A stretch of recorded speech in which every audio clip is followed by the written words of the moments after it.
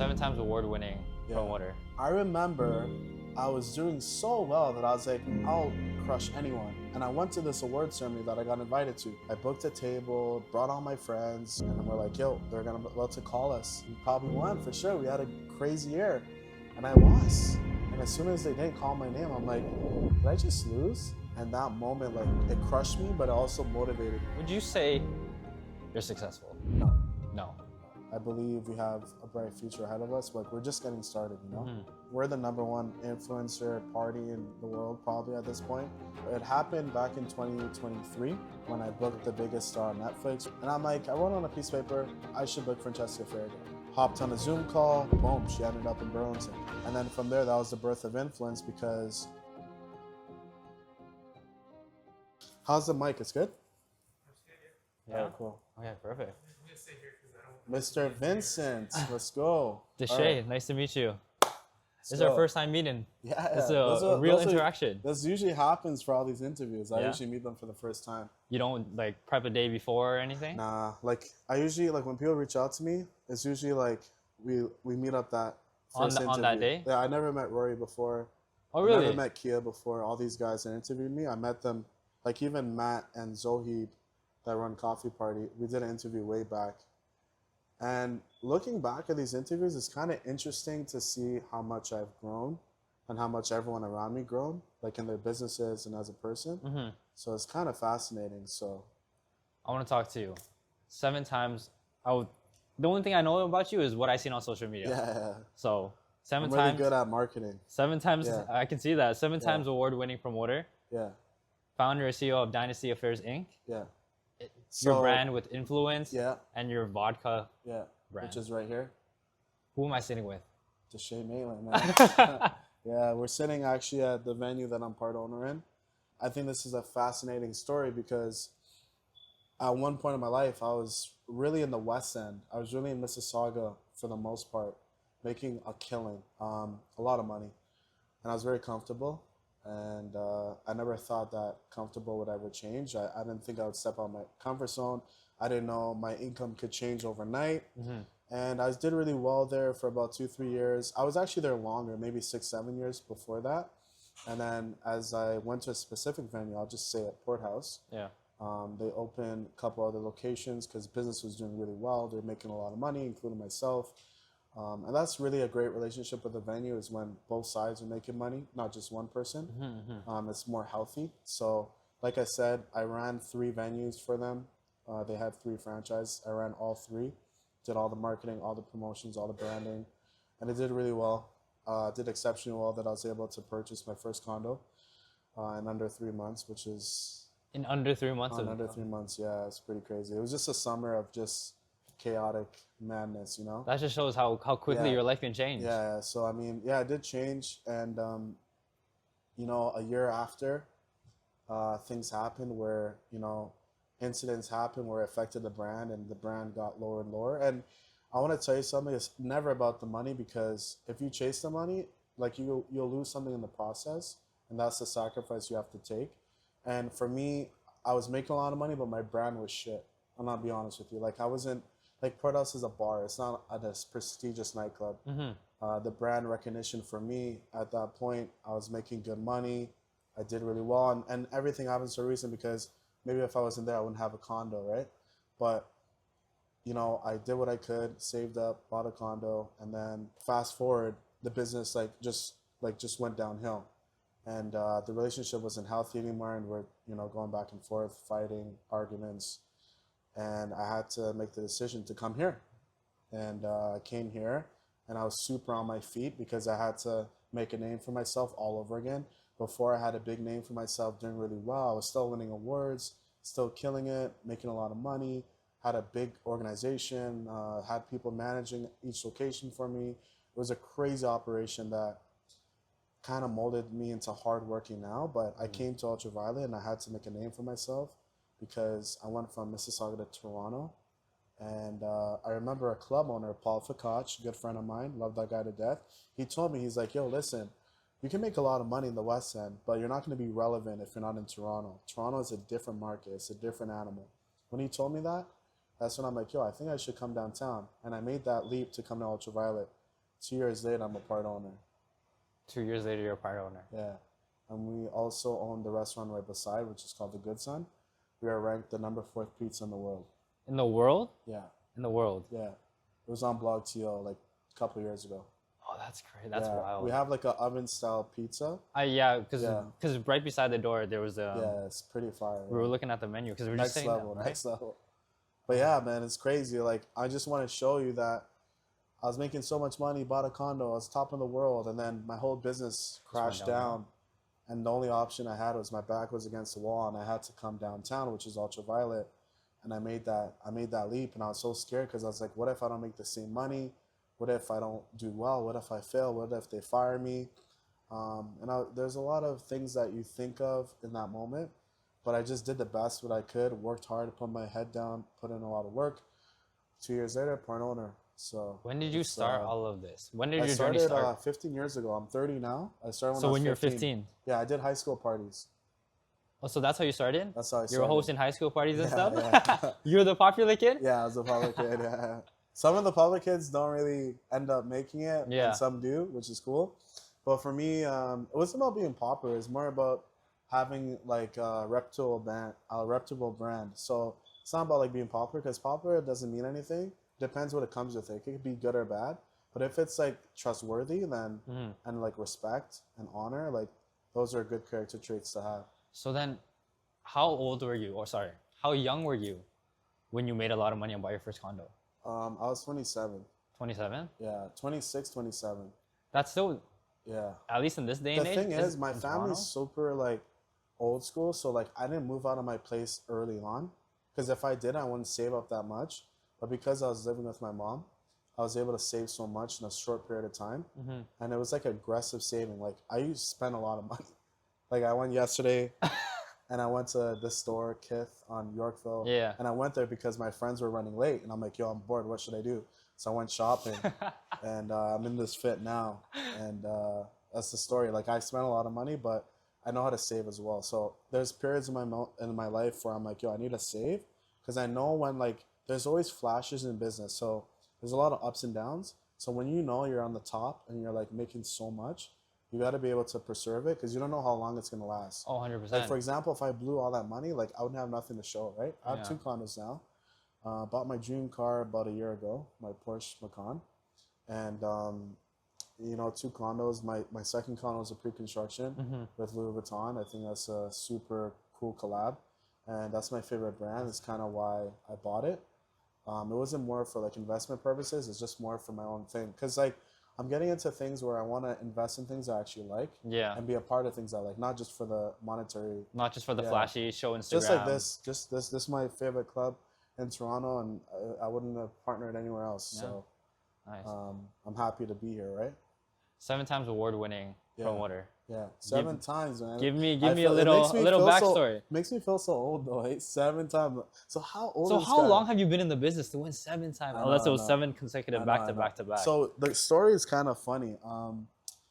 I remember I was doing so well that I was like, I'll crush anyone. And I went to this award ceremony that I got invited to. I went super hard on socials. I'm like, vote for me. I booked a table, brought all my friends. We all came together as a group. Spent some good money, and then we're like, yo, they're about to call us. We probably won for sure. We had a crazy year, and I lost. And as soon as they didn't call my name, I'm like, did I just lose? And that like sunk with me, because all my friends were there to witness that. And that was like an embarrassing moment. And I'm like, fuck, man, like that was really bad. Like maybe I'm not who I think I am. Maybe I have a lot of work to do. And that moment, like it crushed me, but it also motivated me, because that's a defining moment where it could actually let you leave the business and be like, it's not for me, because of that factor of like, losing. Yeah. Or it could just really unleash the beast.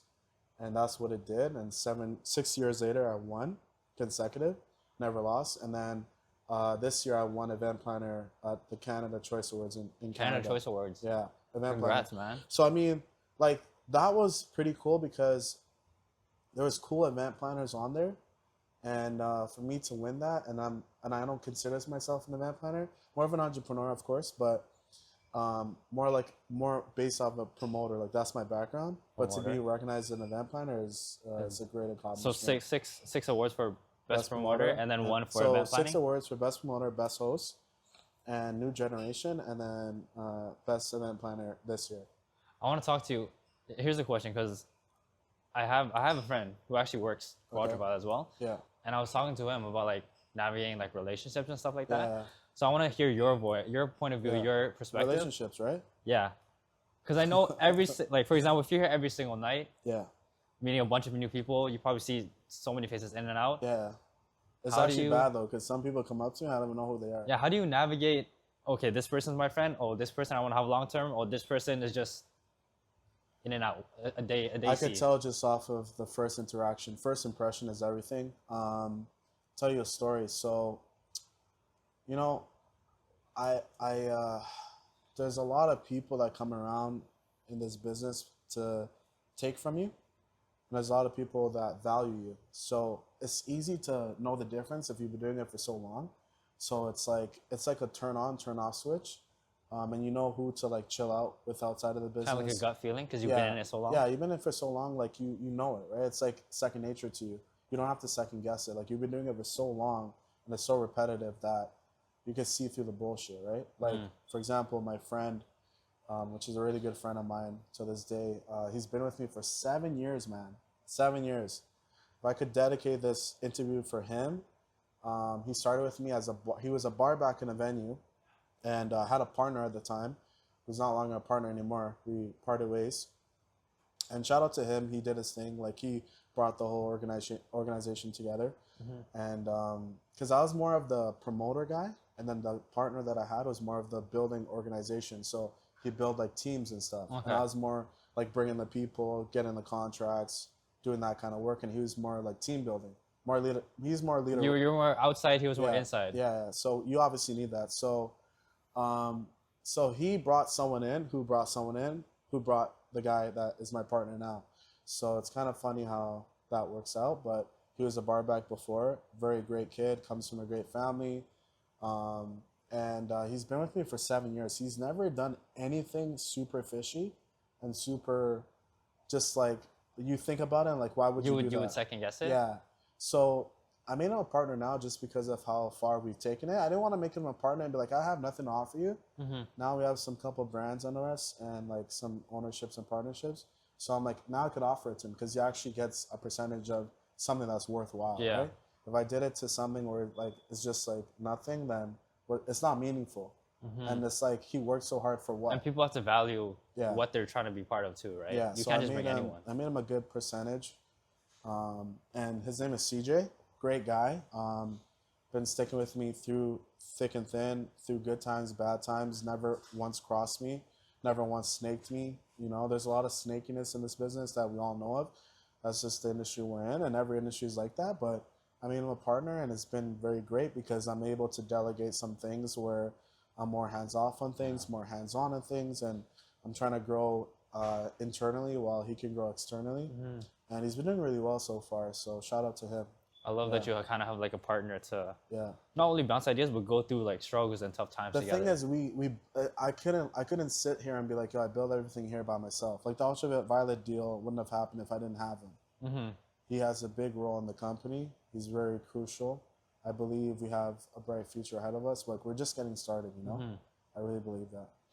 Talk to me about influence and what you're doing with all that. Yeah, so it happened back in 2023 when I booked the biggest star on Netflix, which is Francesca Fergo. She had like 6 million followers at the time. I used to watch this show religiously, Too Hot to Handle. And I'm like, I wrote on a piece of paper, I should book Francesca Fergo. And I'm just like, wild guess. Then I just started DMing, emailing, and then I came across management. Hopped on a Zoom call with someone in LA that was managing her at the time. We struck the deal, signed the contract, wire was sent, boom, she ended up in Burlington. And then from there, that was the birth of influence because the brand influence is a stamp of influencers that we bring to this environment. These events. Because these influence have influence, that's where the name comes from. And we've done record-breaking things. We're the #1 influencer party in the world probably at this point. where I see it growing and going in different cities, different countries, different continents, possibly. You just told me you did a tour all around Canada? I did it with Isaac Francis. We did 7 cities and 5 provinces. Yeah, That's in wild. 1 month. I mean, That's it was a lot of flights and it was tiring, like lack of sleep. Like it was a hectic battle, man. It was like you got to be prepared. It's like touring, you know? yeah. Literally, It's that's what it's it a is. fast life. You don't Yeah, get much yeah. sleep in No. at I all. barely got sleep yesterday. Yeah, this is the life we're in, you know. Yeah, but that's basically influence. We also did an event at Lavelle. We did 1,000 people, record-breaking sales. Sales were unbelievable. Everybody had a good time. Our next event's at Saluna, working on another day party at a very nice hotel, up rooftop, pretty sick. And then we're just growing by the day. So That's influence in 1 year we expanded in 10 cities, 5 provinces, and toured all over Canada at this point. And we also got a sponsor from the Milk Boys, Happy Dad. They sponsored the Louis Russell tour. We're trying to lock in a deal to sponsor the Saluna event. So hopefully that goes in full effect. And we're in the talks with Red Bull too. And with Red Bull too. Yeah, Red Bull. Oh, that's crazy. You're doing I so drink much. so much Red Bull. You're I'm doing like, why don't they sponsor me? I need like packs and packs. Like, Do you let them promote Red Bull a supply- lot? I don't, but I'm just like, I message them like, hey, I like drink this like every day.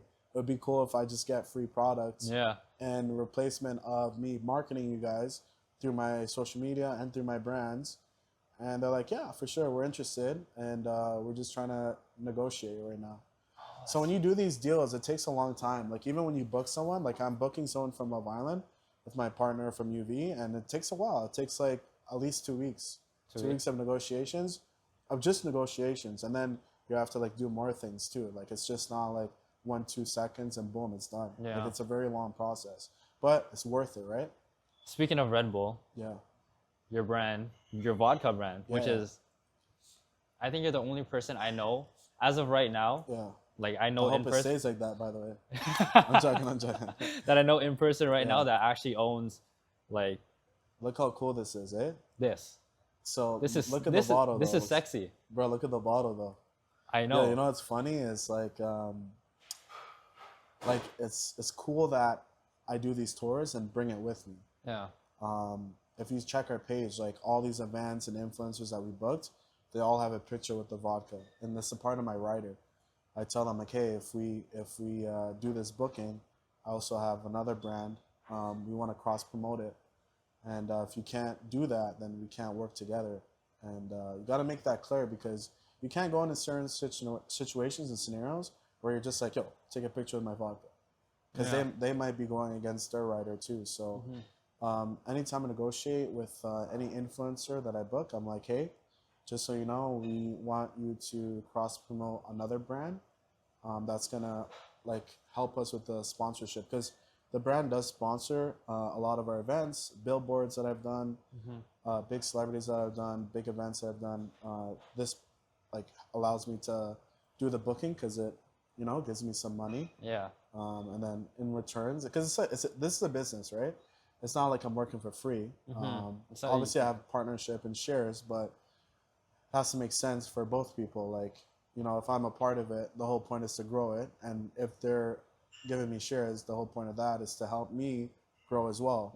And to grow as well is obviously requires money and requires support and stuff like that. So it's a good relationship that we have with my partners. Yeah. They're great people. I love them to death.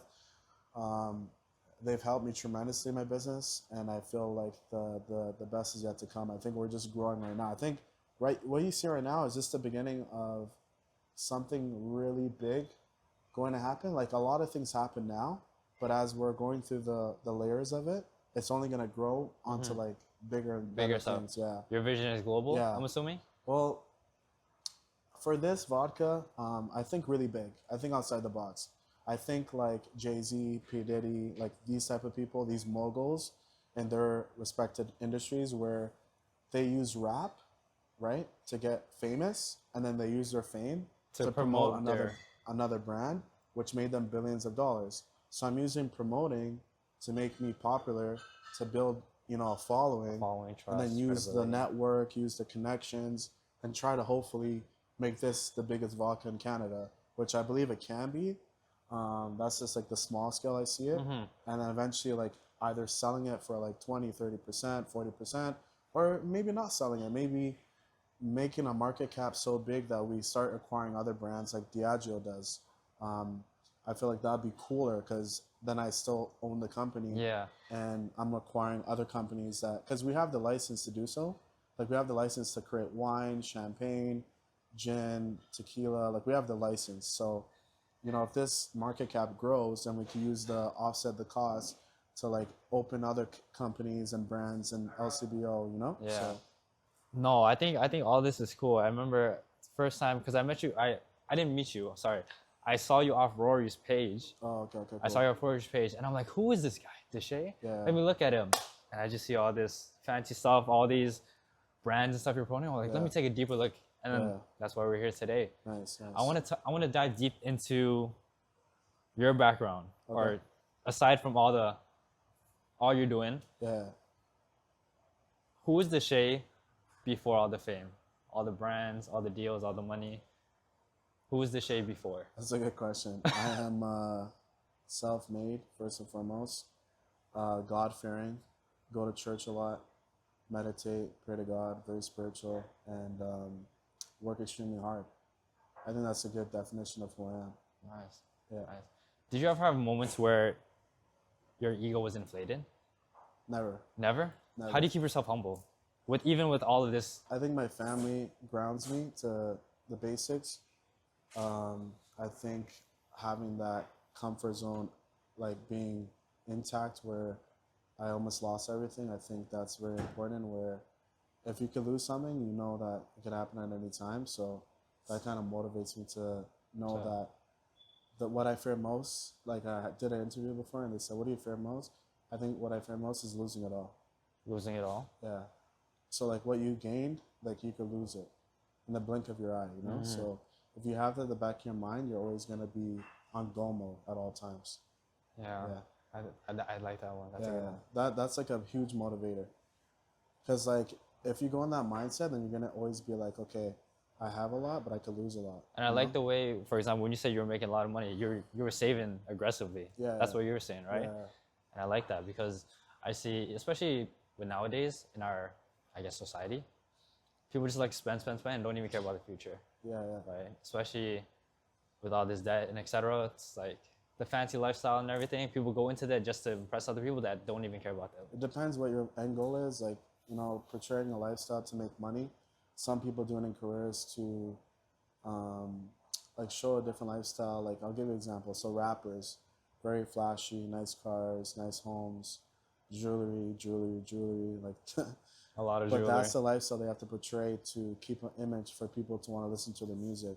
If you're dressing in a t-shirt, regular pants, regular shoes, no designer, who's really going to listen to your music? Yeah. So they have that mindset not to really spend, but to really like, you know, manipulate the minds of the consumers. So it's kind of like in anything, like even me, I have to First dress impressions. nice.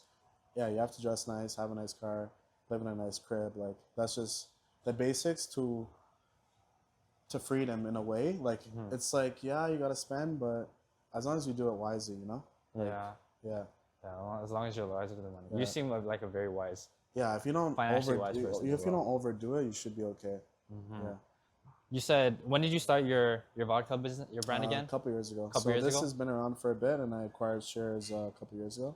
And you started Influence a couple years ago too? Yeah, it all came together. Yeah, and then this partnership happened like 3 months ago. Oh, with the Ultraviolet And the Good Son, yeah.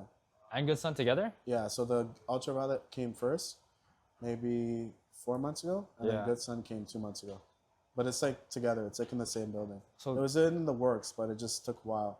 and it just came together at the end. Yeah. So Oh, that's crazy. Yeah. So this is like new stuff at this very moment. new stuff. Very yeah. new stuff. Yeah.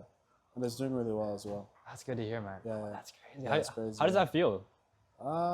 Hasn't hit me yet, but Yeah. like I'm just on go mode. Like I don't really celebrate as much. I just really work. Do you feel like that 'cause- affects you though? Because I know, especially me, I'm kind of the same as you. Like I'm always on gold mode, Yeah. and everyone's like, you should take a moment to celebrate your small wins, even no matter If how you do, small. you might fall off though. You might get too excited. That's I what I'm feel like thinking you too. celebrate in like behind the scenes. You thank God, be grateful, have gratitude, that kind of thing.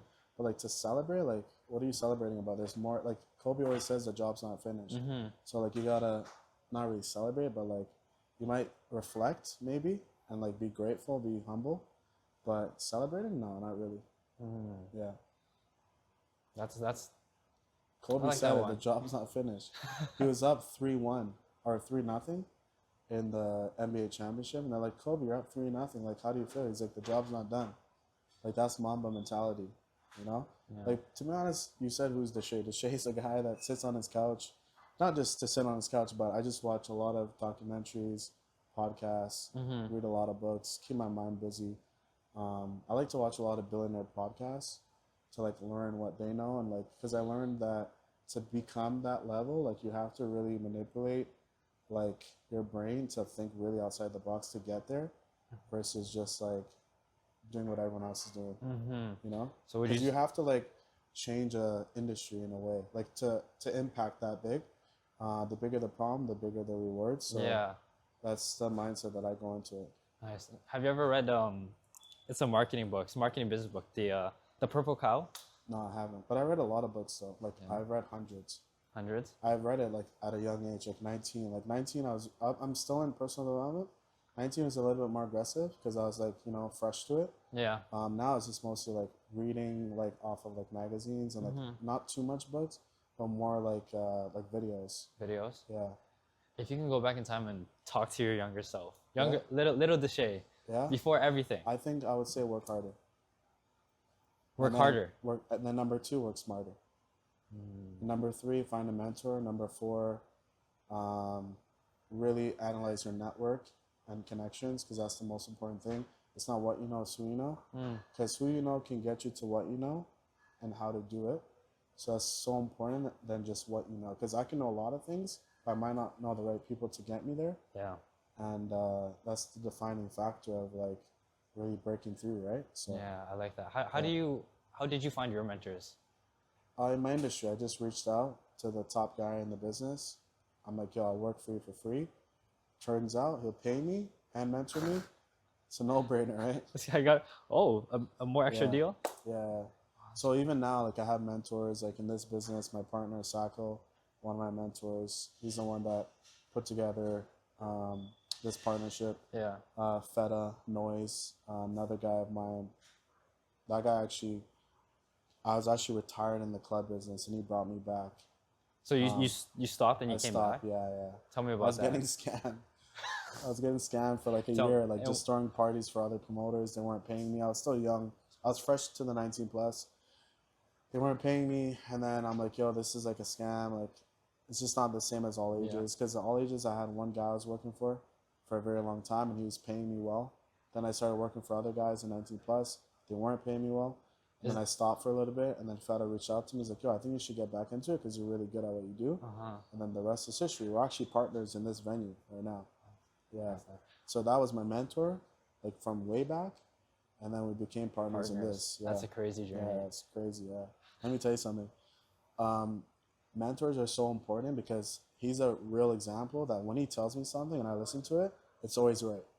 They just know more than you. It's like your parent. Like, you know, when your mom or your dad knows more than you and you tell them stuff and they're like, no, that's not right. Trust me, they're right. They're older than you. They're wiser than you. They have know more than experience. you. Just like him. He's more experienced in this than me. Yeah. Sorry, I'm better now, but he knows more. But like, I still listen to him. You know what I mean? So, Sorry, yeah. I'm better now. Yeah. Just had to put that in there. Yeah, just he knows. Ask him. Ask him. Oh man, you're doing. Would you say you're successful? No. No. What is your definition of success? When I retire my mom, when I have my siblings on salary, when I'm able to do what I want when I want with no questions asked, and when I'm able to, I think the biggest one is retire my mom. Yeah. She's a teacher, does okay for herself, but for me to be like, Mom, you don't have to work. Here's a check. That'd be a crazy feeling. And when you have that why, it'll keep you going forever. Yeah. Like there's no like giving up at that point. So that's my defining why. Is that your motivation to wake up every day? Yeah, it is. Yeah, because my mom is a single parent who went to school, did the whole thing, get a good job, get a good career. And I didn't do that route, and she was rooting for me this whole time. So which says a lot about her character. You know, her son didn't do the same thing she did, and she still knew that he would end up where he is. She had faith in you. She had faith. And you had faith in yourself. Yeah, yeah. That's but if I didn't get that out of her, maybe I wouldn't be like going that path, right? Maybe I would have been like, oh, like if my own mom doesn't believe I can make it, then why would I believe that? So would you say your self-belief came from your mother believing in you? For sure, yeah. Because she went the traditional route. So you would think you want your parent, like your children, to go the traditional route. Because my sister went to university, finished, got a good job, government job. And like you would think I would do the same because that's what they wanted me to do. But I turned out to be a college dropout. So, you know. Well, look at where you now. Yeah, yeah. But it's just, you know, it's just the beginning. So, yes. Yeah. Deshae, if you could sum up your entire journey so far in one sentence, what would that be? You got to do this, eh? What would that be? Keep going. Keep going. Keep going. Like that's just a short phrase, but keep going, never stop. Deshae, thank you for your time. Thank you, brother. Where can people find you too? Deshae Maitland on Instagram and Facebook, Twitter, same thing. And then you'll see my brands in the bio as well. Sounds good. Thank you, man. Appreciate your time. Sorry for being late. It's and all by good, the all way, good. guys, they say guys that run late are. There's an article that if you are always late to meetings, I'm not doing this on purpose, by the way, because of the article. I'm just naturally late. That you'll be more successful. I don't know. I heard that. They make more money. Is that the one? No. It was people who are late more are less stressed, meaning that they'll live longer. Oh, even better. I like that one. Even all better. right.